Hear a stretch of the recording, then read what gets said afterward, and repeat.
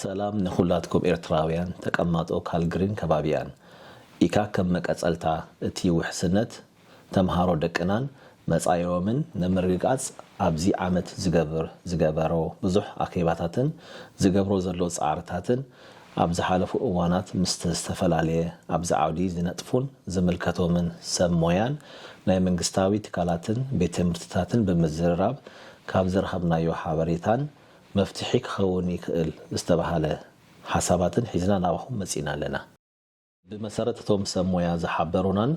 ዝገበርዎ መጽናዕትን ኤርትራውያን ተማሃሮ ደቅና ኣብ ዝሓለፈ ዓመት ጥራይ ብብዝሒ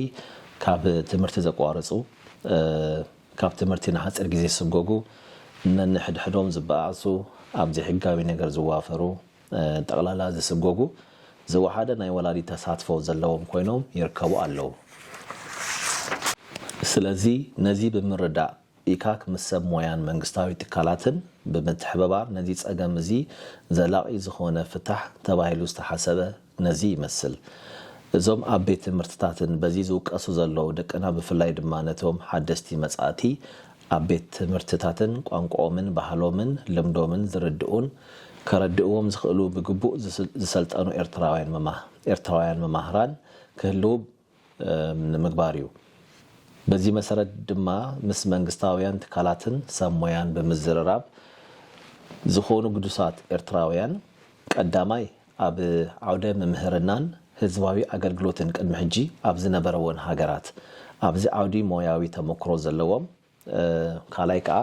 ከምኡውን ተመክሮ ዘይብሎምን ግን መማህራን ክኾኑ ዝደልዩ ስልጠና ብምሃብ ኣብዘን ኣብያተ ትምህርትታት እናሰርሑ ደቅና ክሕገዙ ዝብል መደምደምታ በፂሑሎ ስለዚ ኣብዚ ዓውዲ እዚ ድሌትን ተመክሮምን ዘለኩምን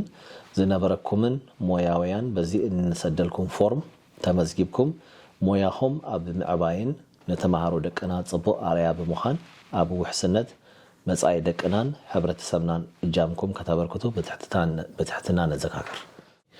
እቲ ቀንዲ ጠንቅታት ናይዚ ጸገም ብዝምልከት ከዓ ኣብ ዝቅጽል ሰሙን ምስ ሰብ ሞያ ዝርርብ ክንገብር ኢና ተከታተሉና